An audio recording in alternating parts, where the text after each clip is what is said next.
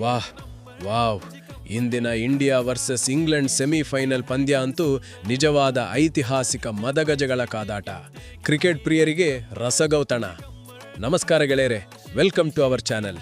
ಇಂದು ಮುಂಬೈನ ವಾಂಖೆಡೆ ಸ್ಟೇಡಿಯಂನಲ್ಲಿ ನಡೆದ T20 ವಿಶ್ವಕಪ್ನ 2ನೇ ಸೆಮಿಫೈನಲ್ ಪಂದ್ಯ ಕೇವಲ ಕ್ರಿಕೆಟ್ ಆಗಿರಲಿಲ್ಲ, ಅದನ್ನು ಇಮೋಷನಲ್ ರೋಲರ್ ಕೋಸ್ಟರ್ ಆಗಿತ್ತು. ಇಂಗ್ಲೆಂಡ್ ವಿರುದ್ಧ 7 ರನ್ಗಳ ರೋಚಕ ಗೆಲುವು ದಾಖಲಿಸಿದ ಟೀಮ್ ಇಂಡಿಯಾ ಈಗ ಹೆಮ್ಮೆಯಿಂದ ಫೈನಲ್ಗೆ ಲಗ್ಗೆ ಇಟ್ಟಿದೆ. ಈ ಪಂದ್ಯದ ಕಂಪ್ಲೀಟ್ ಹೈಲೈಟ್ಸ್ ಇಲ್ಲಿದೆ ನೋಡಿ. ಟಾಸ್ ಸೋತು ಬ್ಯಾಟಿಂಗ್ಗೆ ಇಳಿದ ಭಾರತಕ್ಕೆ ಸಂಜು ಸ್ಯಾಮ್ಸನ್ ಅಕ್ಷರಶಃ ಪಟಾಕಿ ಹಚ್ಚಿದ್ರು. ಕೇವಲ 42 ಎಸೆತಗಳಲ್ಲಿ 89 ರನ್ ಬಾರಿಸಿದ ಸ್ಯಾಮ್ಸನ್ 7 ಸಿಕ್ಸರ್ ಮತ್ತು 8 ಬೌಂಡರಿಗಳ ಮೂಲಕ ಇಂಗ್ಲೆಂಡ್ ಬೌಲರ್ಗಳ ಬೆವರಿಳಿಸಿದ್ರು. ಇವರಿಗೆ ಸಾಥ್ ನೀಡಿದ ಇಶಾನ್ ಕಿಶನ್ 39 ರನ್ ಮತ್ತು ಶಿವಂ ದುಬೆ 43 ರನ್ಗಳ ಮಳೆ ಸುರಿಸಿದ್ರು.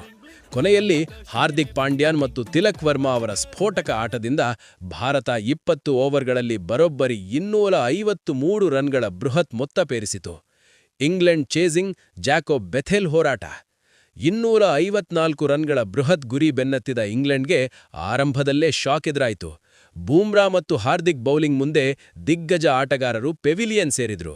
ಆದರೆ ಯುವ ಆಟಗಾರ ಜಾಕೋಬ್ ಬೆಥೆಲ್ ಅಕ್ಷರಶಃ ರಾಕ್ಷಸನಾಗಿ ಭಾರತದ ಗೆಲುವಿನ ಹಾದಿಗೆ ಅಡ್ಡಗಾಲಾದರು. ಕೇವಲ 45 ಎಸೆತಗಳಲ್ಲಿ ಶತಕ ಸಿಡಿಸಿದ ಬೆಥೆಲ್ ಇಂಗ್ಲೆಂಡ್ಗೆ ಗೆಲುವಿನ ಆಸೆ ಚಿಗುರಿಸಿದ್ರು. ಭಾಗ 4 ಕ್ಲೈಮ್ಯಾಕ್ಸ್ ಮತ್ತು ರೋಚಕ ಗೆಲುವು.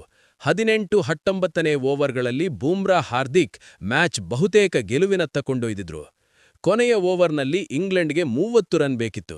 ಶಿವಂ ದುಬೆ ಕೈಗೆ ಬಾಲ್ ಕೊಟ್ಟ ಸೂರ್ಯಕುಮಾರ್ ನಿರ್ಧಾರ ಎಲ್ಲರಲ್ಲೂ ಆತಂಕ ಮೂಡಿಸಿತ್ತು.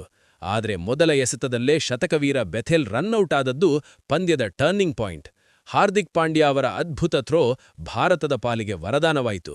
ಕೊನೆಯ ಎಸೆತದವರೆಗೂ ಹೋರಾಡಿದ ಇಂಗ್ಲೆಂಡ್ 246 ರನ್ಗಳಿಗೆ ನಿಂತಿತು. ಭಾರತ 7 ರನ್ಗಳಿಂದ ಜಯಭೇರಿ ಬಾರಿಸಿತು.